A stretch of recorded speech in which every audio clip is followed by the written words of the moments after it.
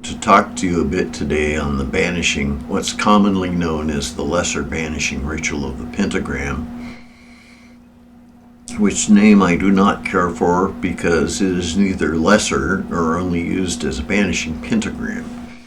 In fact, in our old original Golden Dawn book here, we have, it is said, it is given as a first using the invoking pentagrams, and later on it says for banishing use the same ritual but reversing the direction of the lines of the pentagram. So the first use of this from the Golden Dawn was not just for banishing, and they did call it the lesser ritual of the pentagram. And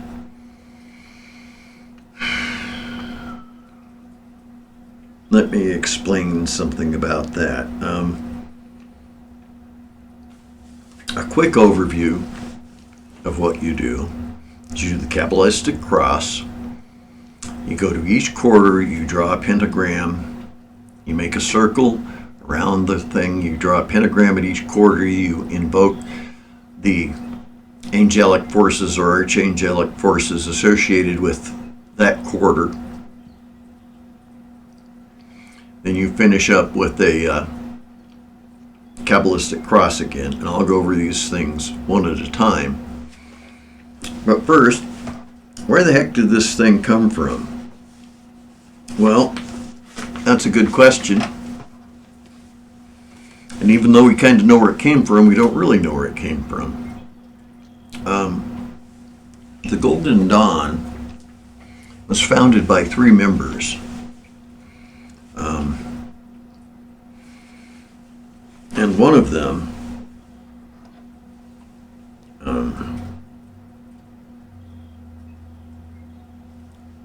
I'm not sure. Westcott, Woodman.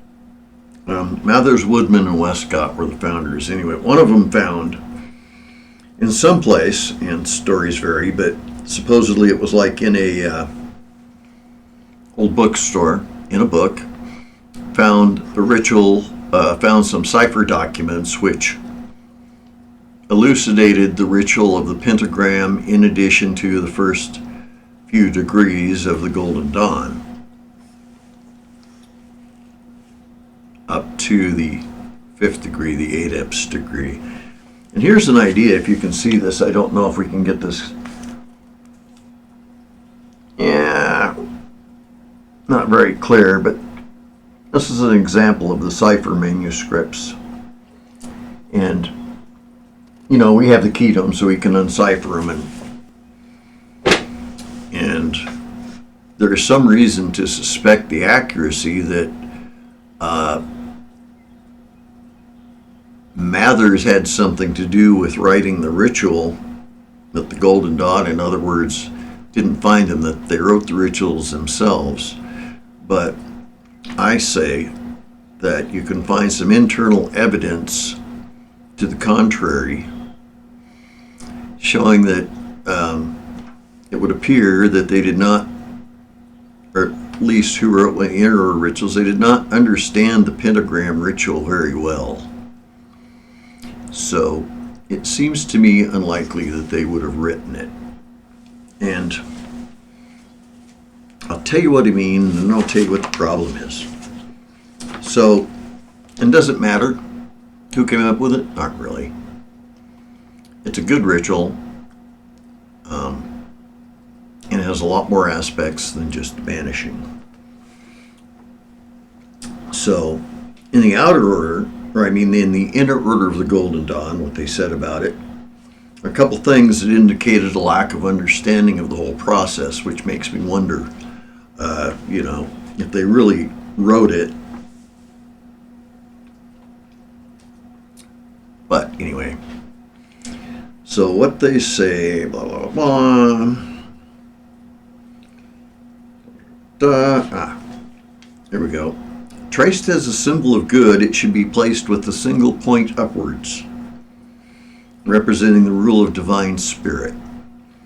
For if thou shouldst write it with 2 points upward, it is an evil symbol affirming the empire of matter over that divine spirit which should govern it.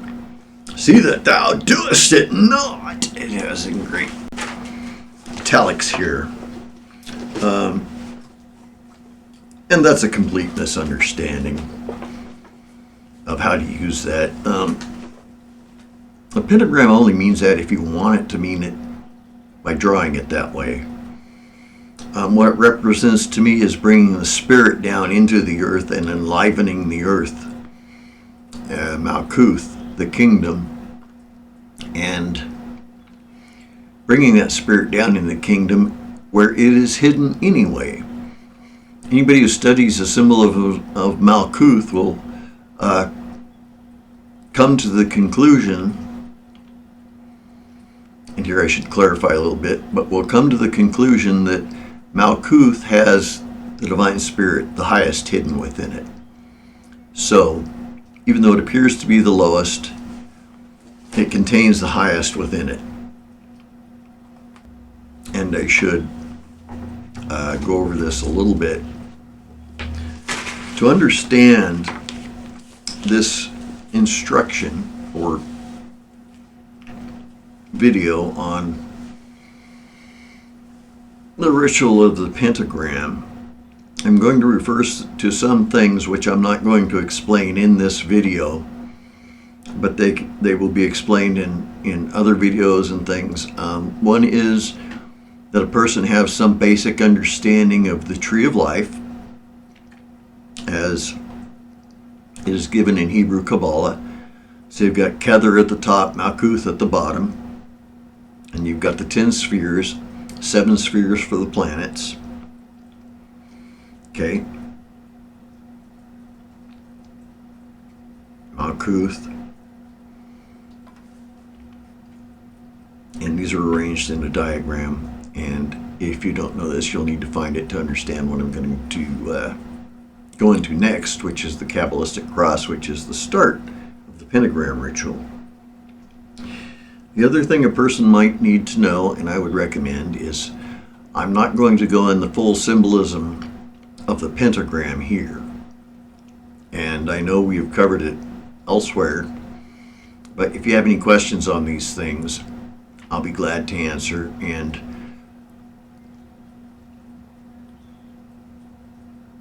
well, let's just get right into it. So the first gesture you make is you make to above your head. And I'm going to be drawing on stuff that I read from all kinds of sources, including Regardie's stuff, Israel Regardie, Crowley's stuff. And so, if you're going to use the pentagram, well, it starts out the same no matter how you're using it. That's a Kabbalistic cross. And so you start, and you visualize above your head a large globe of white light. And this represents the primordial point, the Kether of the universe, which is the highest and holiest light that can be conceived of, existing. And that's what you're reaching up towards. You're reaching up towards that holiest light. You're bringing down that divine light into you, into your head, down through your body, down through what's called the central channel, the middle pillar of the tree of life, down to your feet, down to your roots. And you are bringing that light down to all the denizens of the earth and everything that exists in the earth, including the earth itself, where it represents the light that is hidden within in Malkuth. And so that will give you a light on some of the symbolism of Malkuth. Really, it is the kingdom, and it has the highest hidden within the lowest, because it's the lowest aspect of manifestation, the manifested world. So what you do when you do that First you start up top, hand or dagger or something, and you pronounce, and I'm going to use the Hebrew way of doing it, the original Golden Dawn method of doing it, just to simplify things. And you declare Ate, which means thou art. And this isn't just a declaration, but it is Kether coming into existence, springing into existence, that first divine light, the first flash of that divine light coming through. Ate, thou art. So you say it in a manner as if you're saying, let there be light. Thou art. It exists. Okay, thou art. And then you bring the light down using your dagger or a finger or a wand or something to Malkuth, where it's flowing completely through you. Okay, thou art Malkuth. Okay, and so now you've got this energy current coming from above, below, through you. So you're enlivening the whole earth this way. You're symbolizing this, representing the universe, and awakening your middle pillar. Okay. Then from there, you do a cross, Veja Jula, Veja Bura, Laolam, Amen. And usually you do this standing in the circle. And what you're actually doing is the way I prefer to do this. Okay? You go up, Ata Malkuth, Vejejula, okay? And out through this area, out through your left arm, into the infinite distance, and invokes infinite mercy. Okay, you've got infinite mercy out there now. It's just got invoked by you sending this light out. You've awakened infinite mercy, and you bring that into yourself. Bam, now you have infinite mercy. Okay, so you're basically charging yourself with the aspects of God, the elemental and Sephirotic aspects of God, so that you can control the elements and make the pentagrams and do what you need with them. Okay, so from Vejejula, Vejebura, and the light goes out an infinite distance to your right. So now you're forming a cross. Light going out in both directions, infinite mercy coming back from the left, and now from the right, from Vejebura comes that infinite power. It's fiery power. Okay, it awakens that infinite power in you, the infinite power of God, omnipotence perhaps. So you've got those aspects. You've got the airy aspect, the earthy aspect, the watery aspect, and the fiery aspect of God all awakened in you now, ideally. Now that that's the case, since you have these divine attributes you just pulled into yourself, you can use them to do some work. And we're going to start with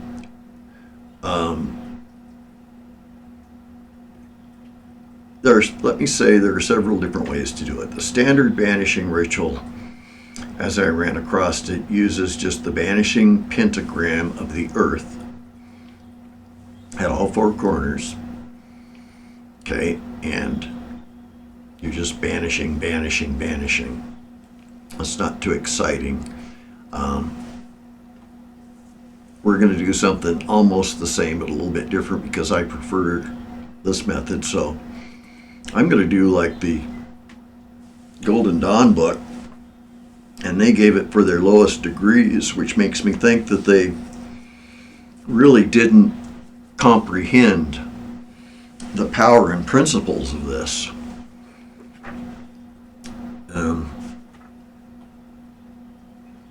I don't know if I can find it right here, but yeah. Anyway, they do mention using it with the invoking pentagrams, and that's what I prefer.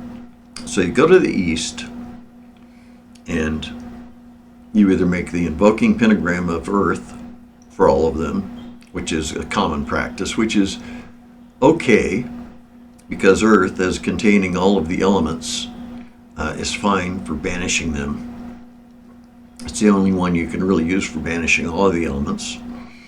Or alternatively, you can draw the pentagrams as the banishing pentagrams of that element. Or you can do as I do, and I prefer the invoking pentagrams of the elements, even if I'm going to banish a place. And I'll tell you how that works.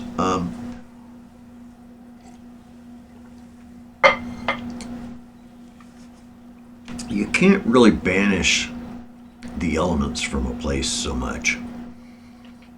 But you can banish all aspects, all negativity, all whatever. You can purify the area, okay, and get rid of all the things related to that element that are in it that might be distracting or distracting from a ritual. So let's say you're going to do this for purposes of cleansing an area. Okay, so I would go to the east, and there you draw a pentagram in the air, basic pentagram. Okay, if you're going to use the invoking pentagrams, east is the air, so use the invoking pentagram of the air, and you'll need to look these up if you don't know them. And when the pentagrams are shown on a diagram, you'll see the points listed: air, water, fire, earth, and spirit, and you always invoke towards that element, and to banish that element, you start by tracing the pentagrams going away from that element. So if you go towards the water and draw the pentagram, you invoke the water. If you go away from the water towards air, you're either banishing that or invoking air. So you get the invoking of one as the banishing of the other. And these commence from either where the element is, if you're going to banish it, or across from the element, if you're going to invoke water, this way. If you're going to invoke air, be that way. Okay, and you can see all these on the diagram of the pentagrams. So since we have those up elsewhere, I'm not going to go over them again. There's a lot of symbolism there too. And the thing to know for purposes of this is it's a very powerful symbol. And it's been used for thousands of years, the pentagram itself, well, I don't know how many years really, but it's been used for a long time before the Golden Dawn. Levi talks about it, and yeah, it's found a lot of places predating the Golden Dawn. That makes it a powerful symbol that's been used for years and years for the same type of purposes of showing command over the elementals and over the elements by spirit, and symbolizing all those higher things. And it, as a holy symbol, it's good for banishing things you don't want, evil things. One of the ways they used to use the pentagrams in the past was to put it on windowsills or such, and if you put it with the spirit triangle outwards, nothing evil could get in through that, because the spirit triangle was too powerful. So it has all this built up thought forms and energy behind it that you can make use of and pull in. And so while all symbols you make require practicing before they really start working, it's almost like you engrave them into the universe as you do them, and it gets easier and easier to get to that energy each time you do it. And the more you repeat it, the easier it gets to access that. So in my case, I would go to the east and I would use the invoking pentagram of air rather than the banishing, because rather than trying to banish all air from the temple, The idea is with the invoking pentagram to bring it in, have it be a huge wind rushing through the temple in your imagination, blowing through you and taking everything out, everything you want to banish. I'm going to change my phraseology there a little bit. Once you have a temple set up, you don't banish your temple. Okay, if you're starting a new place, you need to banish it, or you got a room you want to banish or something. Okay, so the way you do this, though, is when you bring it through, not only does that air cleanse out everything in the room, air-related, that you don't want, all impurities, all previous ideas of the room, whatever you're trying to get rid of, but also, if you really want self-development, and I highly recommend doing this anyway, you blow the wind through yourself. The wind blows through you and clears you out and purifies you and removes all the things you don't like, you don't want, removes all your bad feelings, any anger, thought forms you might have, anything like that you need to clear out and make pure. So you're banishing yourself and the room at the same time. So at that point then, you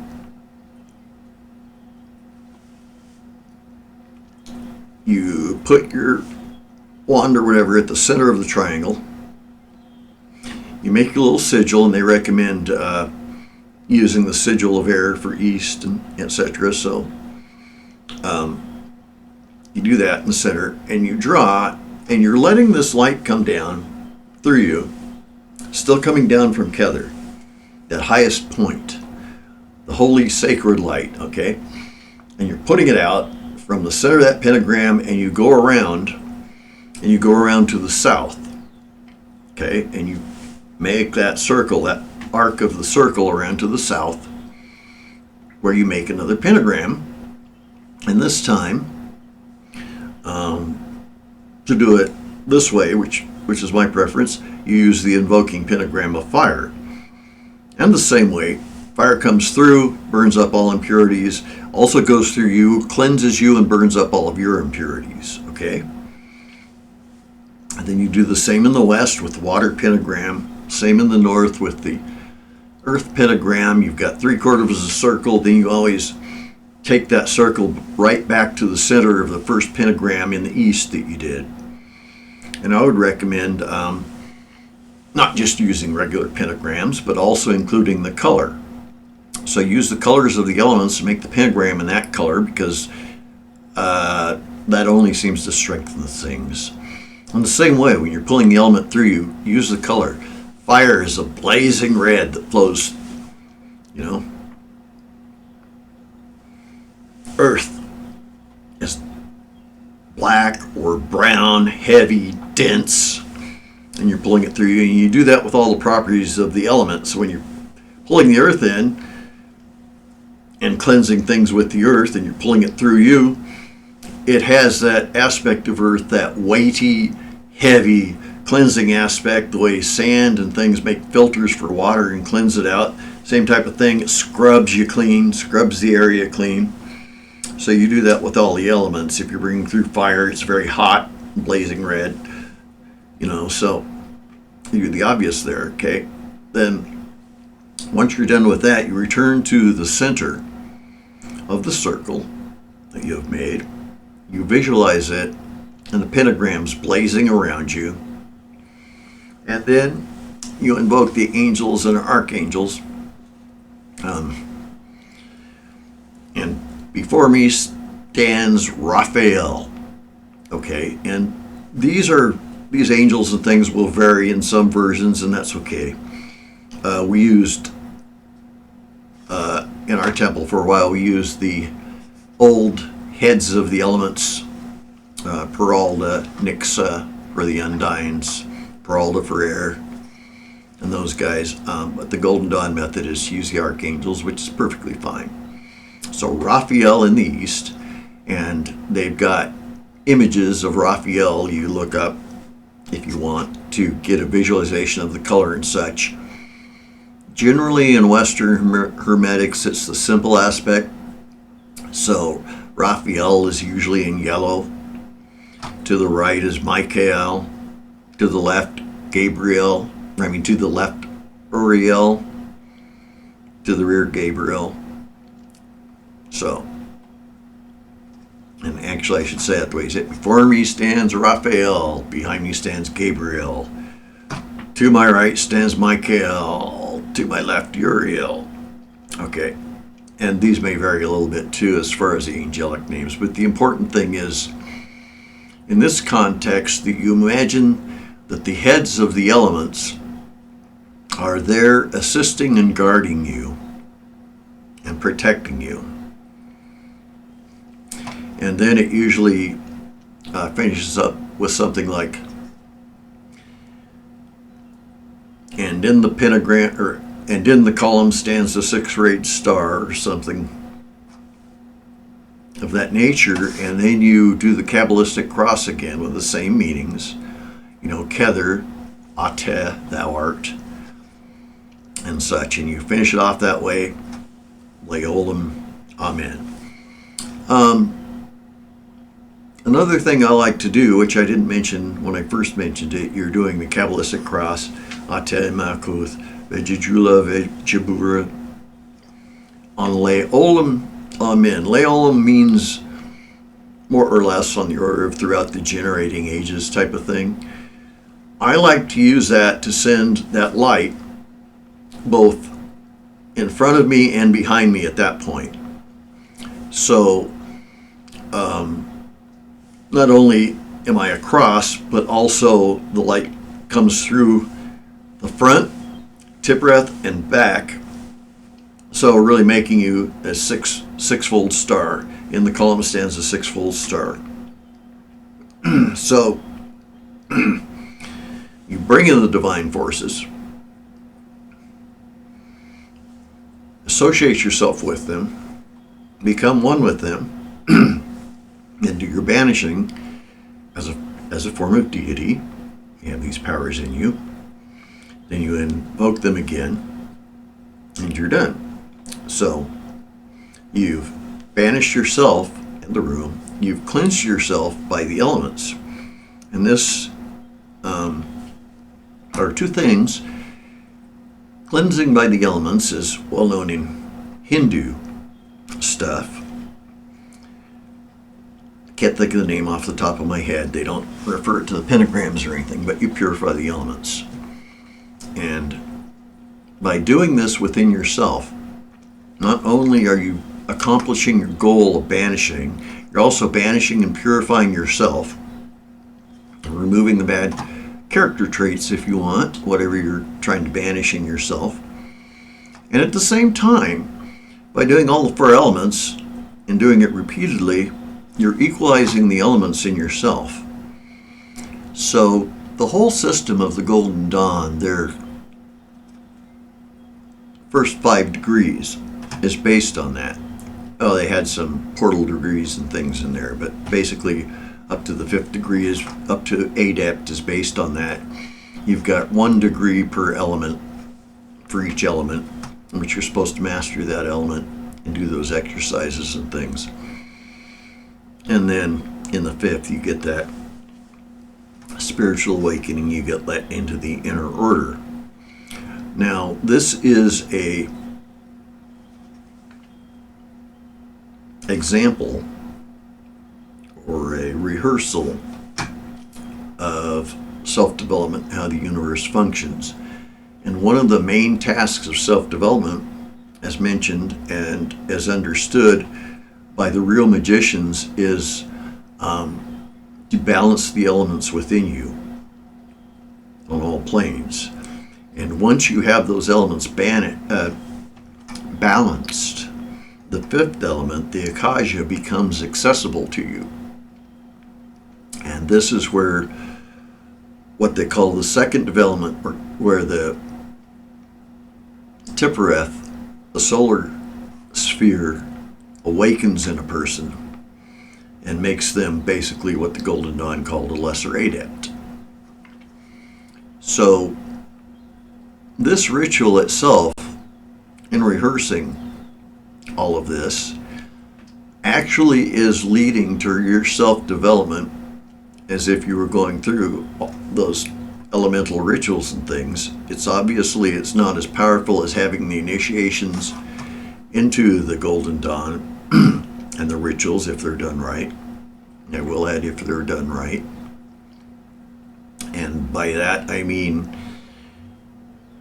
not the mechanical action of drawing the pentagrams, but if they're done with if the initiations are done with the correct contacts on the inner planes. That's the important part with there, is that the contacts on the inner planes are there, that energy can really be brought through. Because especially in the outer court degrees,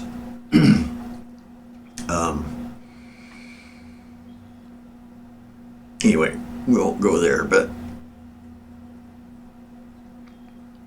yeah, the officers of the temple do some of the initiation, but there's typically invisible stations associated with the initiations. And we won't get into some of this stuff, though I haven't taken an oath to any of it, so I technically could talk about it without breaking any oaths, but we'll leave it there, because if a person reaches that point and you reach your elemental balance and such, you will awaken into the Tippereth sphere, and that will happen automatically. So this ritual itself has the ability to awaken you to there, potentially, and potentially higher. And it is said that once you reach that Tippereth sphere, God comes down to meet you, whatever your concept of God or deity is. In other words, you get halfway there, and you will cover the rest of it. It's just a matter of time after that point, because you're open to that assistance and such. So it's a lot more than just a banishing ritual, and I think to call it so does it an injustice, which is why I have my doubts about some of the Golden Dawn stuff, because they didn't seem to realize those aspects, even though they are built into the rituals. And if it's true about the cipher manuscripts that they were found, then they also included, by the way, the elemental rituals of the Golden Dawn. So it's clear they're of one piece. So while Mathers wrote a lot of the materials, and technically he could have been capable of writing these, I have my doubts, because a lot of the members themselves, from what I have read in descriptions about it and such, and what they've written about it in what they call the flying rolls and things like that, do not seem to have had a good concept of this entirely. So I'm inclined to think they actually found it somewhere, and then the problem is that they made up that they got into contact with the masters who wrote it, and that was clear that they simply invented Pauline Springle, I believe it was, supposedly a German Rosicrucian, and those all seem made up, and they faked some letters and things like that, which all kind of led to their downfall, because members were not happy to find out they'd gotten into the Golden Dawn with a lie, thinking that these hidden masters has hidden this stuff, or had written this stuff for them and all that, and then finding out the truth of the matter, which is that they never had any physical contact with masters, and made that up through doubt on the rest of it. I believe the manuscripts really were found and used in the Golden Dawn and then elaborated. And I wanted to see if I could find a quote from Crowley in here, but I'm not sure I can find it real quick, about what he thought about the ritual. Am I going to find it? Anyway, there's a whole story about that, and there's lots of information about the documents and things. It's interesting to read about and hard to actually figure out. Well, I can't find it exactly from what Crowley said, but basically he called it the Stone of the Wise and the Medicine of Metals. I really recommend doing it, and I recommend doing it as a self-development ritual, and I recommend doing it if you're involved with Barden's stuff, because Barden's teachings will only throw more light on it, and it's very useful. It also works well if you actually want to just banish something and get rid of something. You can banish nasty things. A lot of times I put something, like something nasty, somebody did some event or something, and push it outside the pentagrams and draw the pentagram and have the energy from that pentagram go out and dissolve the nasty evil thing or whatever it is you're trying to dissolve and banish. And the same thing, go to the south and draw that one in and have the fire element go and destroy it. So there's different ways you can use these. You use them if you make the pentagrams and draw them over something, like you want to cleanse a tool.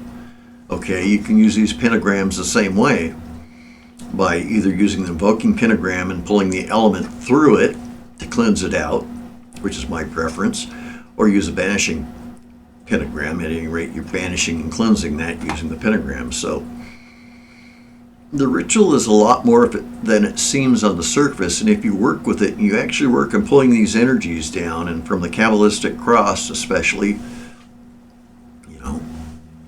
and it also has evidence of predating the Golden Dawn, as Levi mentions a version, which he calls absolutely Kabbalistic. And it's a little bit different, but it's basically the same principle. So these are principles and things that have been used for hundreds and hundreds of years for these purposes, and they have a lot of power if you work with them. Now, it's not going to be super powerful.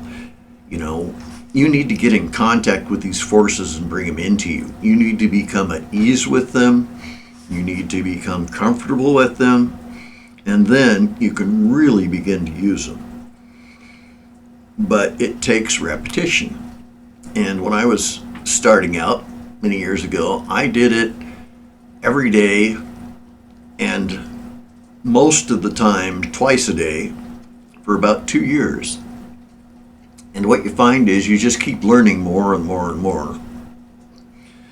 And I haven't done it so much now, so I doubt if I would get the effect, because I haven't done it for a while, because I haven't needed the banishing so much. I've just used it to banish implements and things like that. But I used to, when I really worked on it, really focused hard, I used to almost get a sense of like there's ozone, crackling, electricity in the air kind of thing. It would seem as though I could physically smell it through a sense of psychic smell. So he's really getting that out there.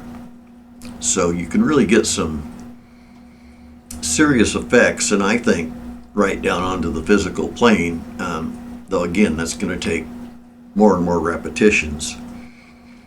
And as Barden says, if you do something right every time, if you want to get it totally 100% manifested down on the physical plane, you've got to do it at least 462 times at a minimum. So I don't know how everybody feels about that. You certainly can make it effective before you get that far. You make it effective for your purposes. The more you do it, the more you'll develop. So it seems like a good thing all the way around to me. So that's what I have to say about it for now. I'll do maybe a couple of different versions. I may do for people who want to see how it looks just being done without the explanations. I'm going to do a regular one with the archangels, and then I will see if people are interested in me doing the Thelemic one, which is done in Greek. It's basically, though, the same ritual, more or less, with Greek words suiting the same purpose.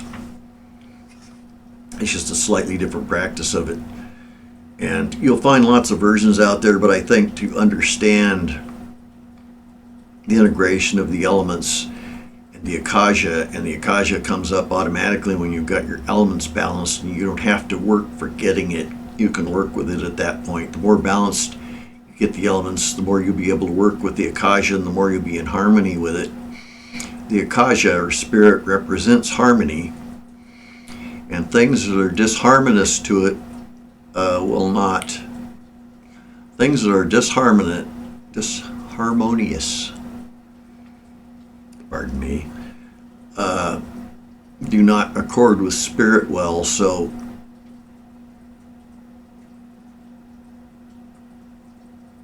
use the pentagrams harmoniously is my advice. I mean, you might want to, yeah, I can't cover every circumstance, of course, but that's basically it. Try to stay in harmony with the acacia. Do it. Self-development, banishing. If you have things you need banished in your life, use it for that. I wanted to go a little bit into how I pictured the energies and forces within it. I'll be glad to answer any questions, and we'll go from here. And I'll do the next video as soon as I get a chance. Thank you for watching my video, and blessed be.